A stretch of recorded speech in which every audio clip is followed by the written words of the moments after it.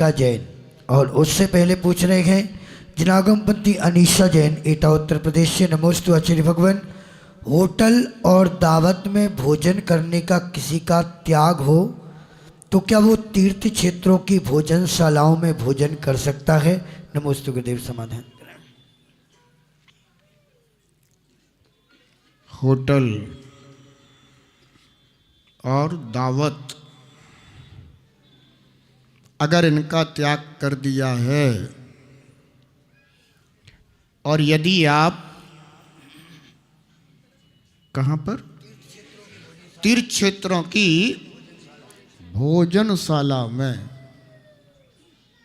भोजन करने की सोच रहे हैं तो मैं एक बात जरूर कहूंगा कि एक बार उस भोजनशाला का अवश्य ठीक तरह से अवलोकन जांच कर लेना चाहिए। क्योंकि मुझे एक घटना याद आई है। हम लोग दीक्षा लेने जा रहे थे। आचार्य महाराज ने कहा कि तुम सब ब्रह्मचारी, 12-13 ब्रह्मचारी थे हम लोग। आचार्य जी ने कहा पहले सम्मेश शेखर जी की वंदना करके आओ। दीक्षा लेने के बाद फिर जाना कठिन हो जाता है, क्योंकि इस काल में अगर आपको फिर वहाँ दर्शन तीर्थ वंदना करने जाना है तो किसी न किसी संगपति की, समाज की फिर आवश्यकता पड़ती है पूरे बिहार काल में, तो फिर जाना कठिन हो जाता है। इसलिए पहले ही वंदना करके आओ।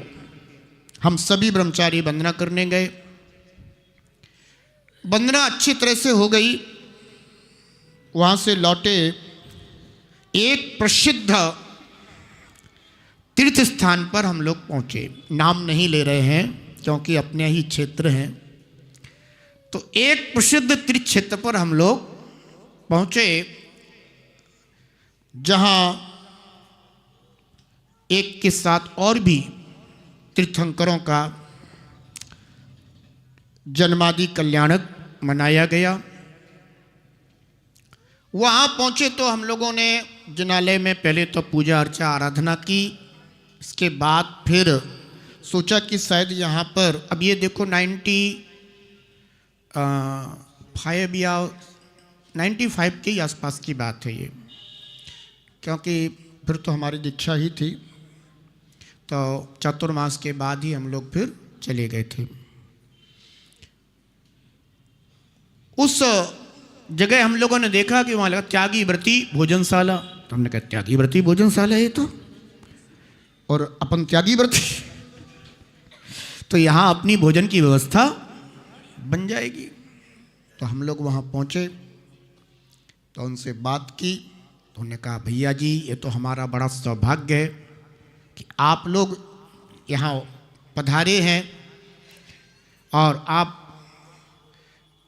अवश्य पधारिएगा, भोजन तैयार मिलेगा। हम लोगों ने कहा ठीक है भाई। पूजन अर्चन आराधन करने के बाद हम लोग जैसे ही पहुंचे तो भोजनशाला इस तरफ थी। इस तरफ बिल्कुल कोने में एक व्यक्ति टेबल पर बैठे भोजन कर रहे थे। तो हम लोग को लगा कि भाई ये क्या है। तो लौटने लगे तो वो कहने लगे नहीं नहीं भैया जी अब वो आ गए थे तो उनको हमने भोजन, आप गलती हो गई है, क्षमा कर दीजिएगा। अगर आप लोग भोजन नहीं करेंगे और ये बात फिर कमेटी तक पहुंचेगी तो फिर हम लोगों का तो जीवन निर्वाह ही कठिन हो जाएगा। वो मुझे यहाँ से निकाल देंगे, बाहर कर देंगे। ये वो उन्होंने दुनिया भर की बातें करना शुरू की। तो हमको भी दया आ गई। हमने सोचा कि अपन 1 घंटे 2 घंटे के लिए आए हैं और किसी जीव का जीवन निर्वाह ही खतरे में पड़ जाए, चलो कोई बात नहीं। तो फिर सोचा कि यहाँ से यहाँ तक एक लाइन खींच दो। तो लाइन खिंचवा दी और वहाँ की शुद्धि करके और फिर हम लोगों ने कहा चलो यहाँ भोजन करेंगे। हम लोग भोजन करने बैठ गए। जैसे भोजन करने बैठे तो भोजन करते करते एक पॉलीथीन पतली सी अंदर से उड़ करके वो हम लोगों के जहाँ भोजन कर रहे थे वहीं आसपास आके पड़ी, तो उस पर कुछ लिखा हुआ था। तो हमने कहा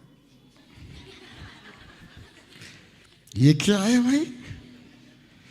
तो फिर हमने अपने जो सभी लोग गए थे, तो हमारे अनुज बिहर्ष सागर जी महाराज हैं, तो उनकी सिस्टर भी साथ में गई थी। तो मैंने उसको संकेत किया, उनके जाके अंदर जरा देखना। तो वो अंदर जाके देखा, चुपचाप देख के आई और बोली जिसकी ये पॉलीथिन है वही है। वो थी लिज्जत पापड़ की। लेकिन अब तो हो ही गया, तो भोजन ही हो गया। बाद में फिर हम लोगों ने तुरंत मुंह धोया कुल्ला किया, चलो भैया यहाँ से।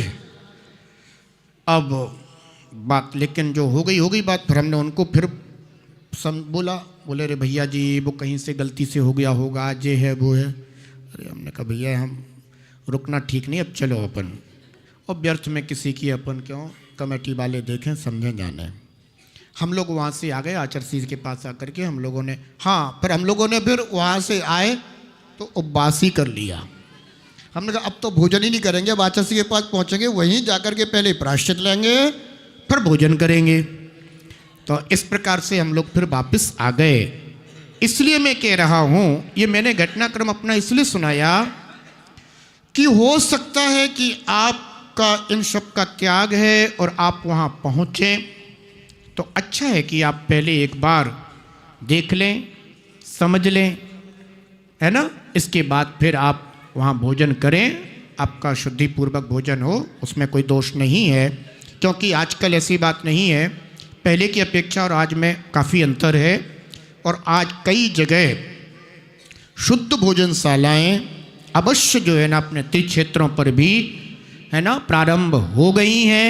फिर भी मैं एक बात ये कह रहा हूँ, फिर भी आप एक बार देख लेना, बुरा नहीं होता ऐसा। अगला प्रश्न